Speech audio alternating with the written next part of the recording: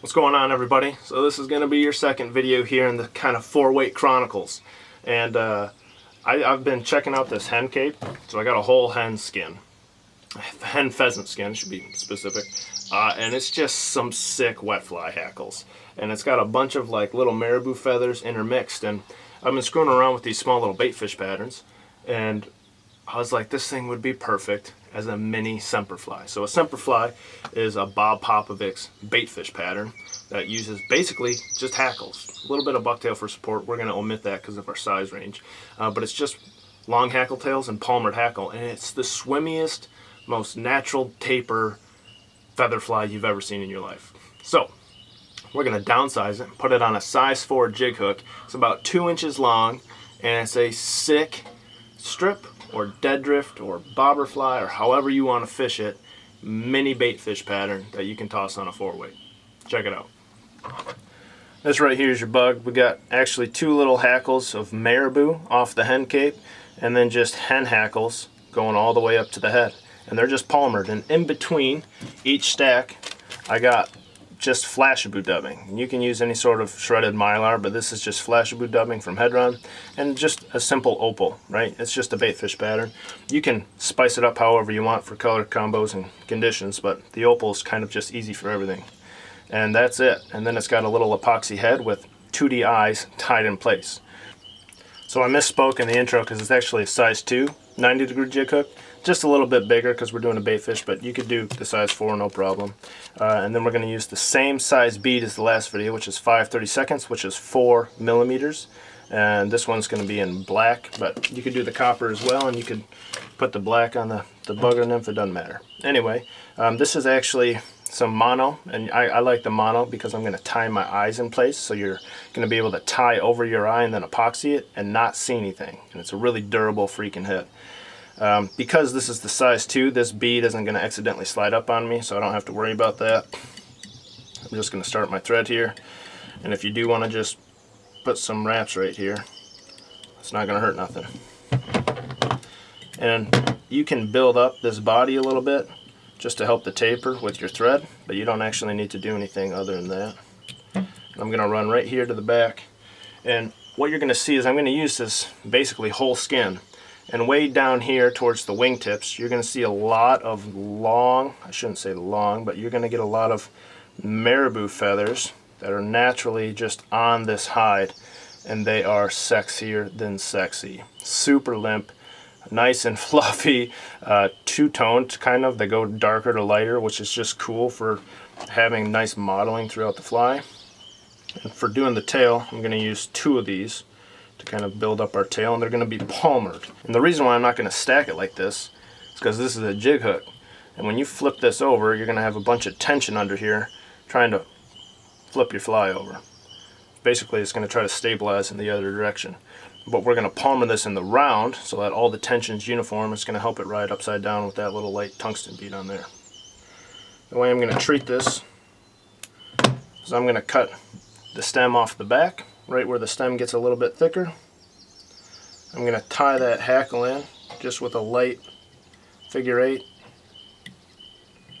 And then I'm going to wrap forward and wrap backwards over my thread so that my thread can't back off and relax. And then I'm going to come in with some hackle pliers here and just find that stem in there, preen that back, and get a few turns on there. The wind right now, as light as it is not helping.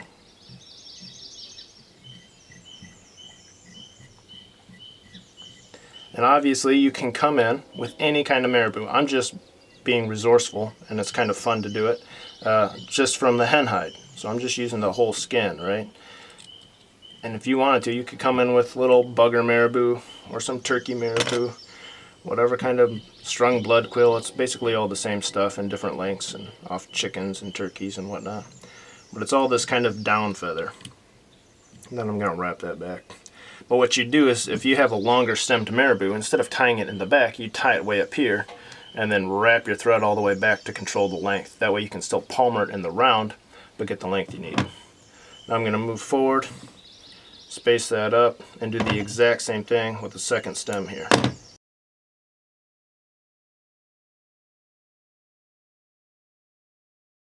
So now, in between stacks, all I'm going to do is come in with some flashy dubbing. And I don't have like a nice clean way of doing this. I just kind of like take a light pinch, smash it around my hook, and then tie it in. And you're going to get some, and some's going to fall all over the place. And it doesn't really matter. But you just do it in between each little feather stack and build it all the way up. So I'm going to come in and I'm just going to select some webby hackles here just off the hide, and these are definitely more like a soft hackle and a lot less like a marabou feather. And the way I'm going to do this is I kind of like to do a longer one in the back and then shorter ones up front, but the hackles are pretty close in the same size. It's not like I'm going from long to short, it's kind of like long to medium-ish to short-ish, if that makes sense. And the reason why is because a short fiber, well, water tension doesn't have as much drag on it, so it can be pickier and have more volume and push more water. So you want the long fibers to collapse under the tension, build up your tail, and you want your shorter fibers to build up your silhouette. So you go from long to short, it'll create a nice teardrop. So I'm going to come in and I'm going to tip tie these. And the reason why is because I want to get some of this little bit of marabou in here. I want this to basically be like a miniature marabou jig. So instead of doing a base tie and using all the soft hackles, we're going to tie it in maybe about here, a little bit. We're going to tie it in about here, and then I'm going to be able to palmer it way up into this marabou and get a nice full thick fly. So I'm just going to come and I'm going to hit that stem right there at the tip with a figure 8. And I like to figure 8 the stems and the hackle so that they stick out from my shaft, my hook shank, literally 90 degrees. And now because we're tip tied, I don't need hackle pliers, which is another good tip. If you don't have hackle pliers, you can just tip tie your hackles. And then I'm going to walk that around all the way until I just get like a turn or two of that marabou. Then I'm going to tie it off.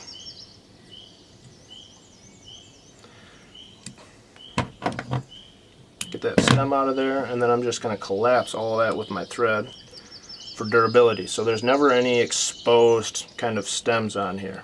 Everything's always tied down.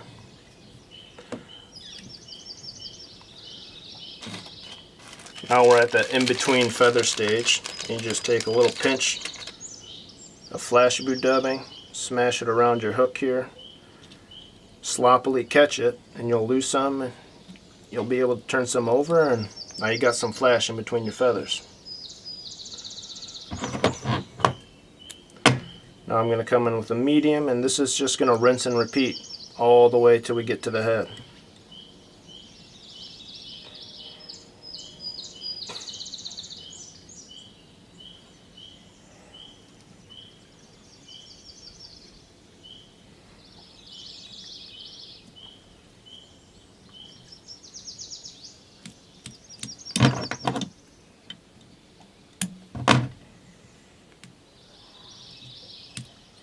And then make sure you wrap that back to where it's tied in so that it's as durable as possible.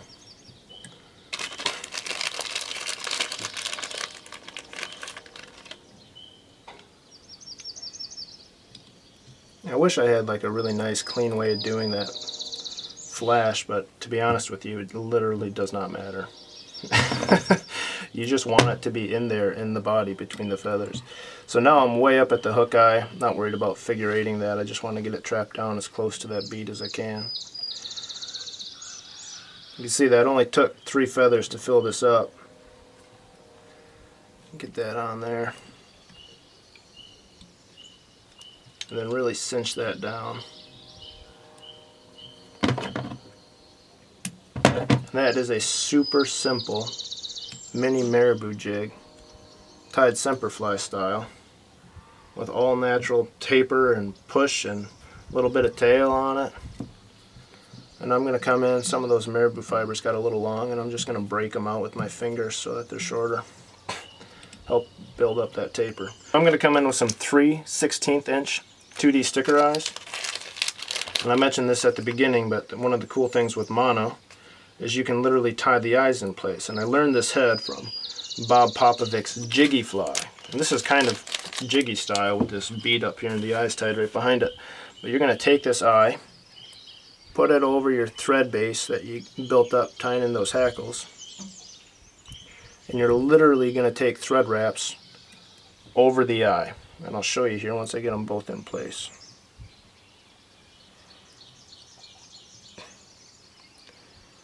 So my eyes are physically tied in with my tying thread, which is mono, so that it's clear.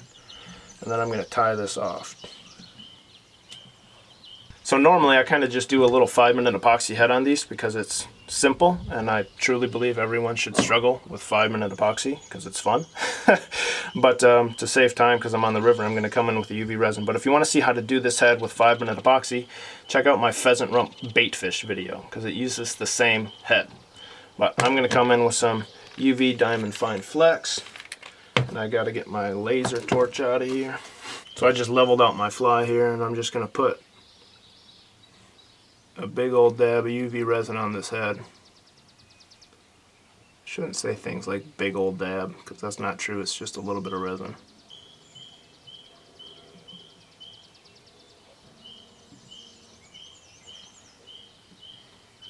So that's that. Really simple, just UV resin head.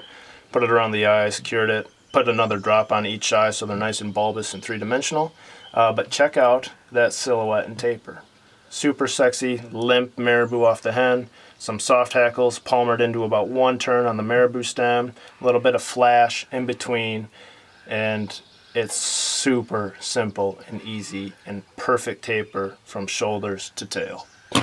So the whole point of this thing was to tie up a really simple miniature baitfish pattern that I could fish on a 4-weight. But what's really cool is when you use the soft hackles like this, you build an opaque baitfish. So a lot of times when people tie really small, they're worried about translucency and transparency. That's critical because there are very small forages that have those characteristics. But there's also small forages that don't. There's also small forages that are completely opaque and block sunlight. And so this is a really cool option, an alternative to, say, well, I don't know, some sort of maybe fry pattern that has a really kind of flashy translucent belly with a little bit of a wing or something, because this gives you a nice opaque little bait fish to imitate like a stickleback, right? It's an opaque fish, forage fish, that's really small. You can imitate a stickleback using this technique of just palmering feathers, Semper Fleye style, Bob Popovics style, on this little jig platform, using really natural materials like hen pheasant skins, right? Or the male pheasant skins, or chicken feathers. It really doesn't matter. Any sort of soft hackle, you can just palmer body. It's basically like Blaine Chocolate's Feather Game Changer on a super simple single hook small, right? That's all it is. So, thanks for watching. I hope you dig it. Check it out. And we got one more for the 4-weight Chronicles, which is a miniature feather craw. Let's do it.